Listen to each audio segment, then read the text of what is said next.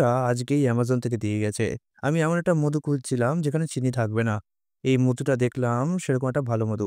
যদি চিনি ছাড়তেই হয় তাহলে মধু একটা ভালো বিকল্প।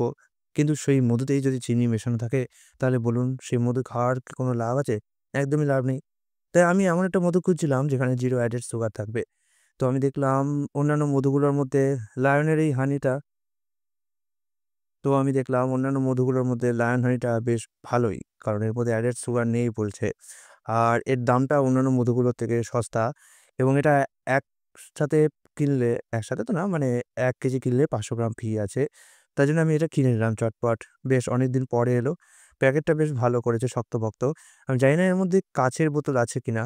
তবে আমার মনে হয় না আজকাল কাঁচের বোতলে কেউ মধু দেবে। প্লাস্টিকের বোতলেই মনে হয় আছে। খুব ভালো একটা সুন্দর প্যাকেট করে এসছে। খুব বেশি দাম পড়েনি। এই ৳৪০০ মতো দাম পড়েছে মধুটা। যা ১.৫ কেজির থেকে ঠিকই আছে। প্যাকেটটা খুলে নিলাম। বেশ ভালো করে পাঠিয়েছে। মনে তো হচ্ছে না কাঁচের বোতল হ্যাঁ, কাঁচের বোতল না, প্লাস্টিকের বোতল পাঠিয়েছে। ভালো বেশ শক্তপোক্ত করে পাঠিয়েছে। প্লাস্টিকের বোতলে যখন পাঠিয়েছে তখন আর এইসব বাবল র‍্যাপ গুলো দেওয়ার দরকার ছিল না। কারণ প্লাস্টিকের বোতল কি থোড়াই না ভাঙবে। তবে এই বাবল র‍্যাপ গুলো আমার মা খুব ভালোবাসে। মা বলে এই বাবল র‍্যাপ গুলো নাকি ফাটাতে খুব ভালো লাগে। তাই আমাকে বলে, "জিনিস আসলেই বাবল র‍্যাপ গুলো আমাকে দিয়ে দিবি।" তাই এই বাবল র‍্যাপটা আমি সাবধানে কেটে নেব যাতে মাকে এটা দিতে পারি। খুব সাবধানে এটা খুলতে হবে। মধুকে খাওয়ার সবথেকে বেস্ট উপায় হচ্ছে আপনি যদি একে সকালে তুলসী পাতার সাথে খেয়ে নেন।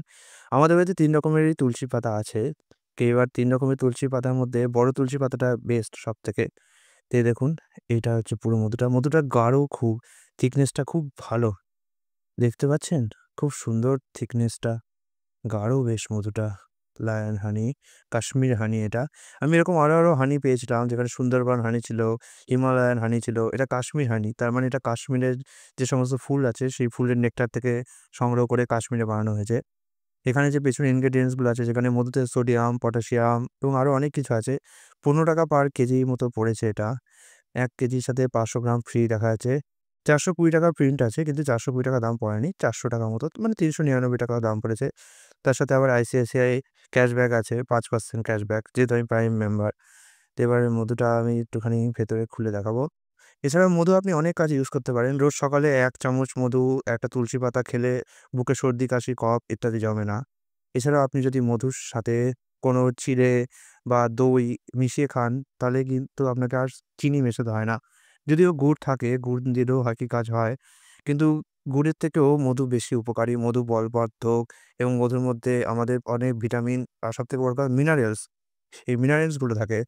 অ্যাকচুয়ালি মধু তো হচ্ছে মৌমাছির লার্ভা, সরি মৌমাছির মুখের বমি। তবে ওরকমভাবে ভাববেন না। মৌমাছি কি করে তার সন্তানদের পুষ্টির জন্যে এই মধুগুলোকে মানে ফুলের নেকটারকে মুখের লালা রস থেকে মিশিয়ে মধু উৎপাদন করে যেটা ছোটবেলায় পড়েছিলাম। তো এই মধুটা দেখতে পাচ্ছেন বেশ ভালোই গাঢ় দিয়েছে কিন্তু। এমনিতেও মধুতে যদি খুব বেশি চিনি মেশানো থাকে তাহলে মধুর যে টেক্সচারটা সেটা খুব পাতলা হয়ে যায়। অনেক সময় দশকর্মার দোকান থেকে দেখবেন পুজোর সময় যে মধু আনা হয় সেগুলো বেশ পাতলা থাকে। সেগুলো একদমই মধু বলে তো মনেই হয় না। প্রকৃত আসল মধু একটুখানি ঘন ঘন হবে, গাঢ় হবে আর সহজে পড়বে না।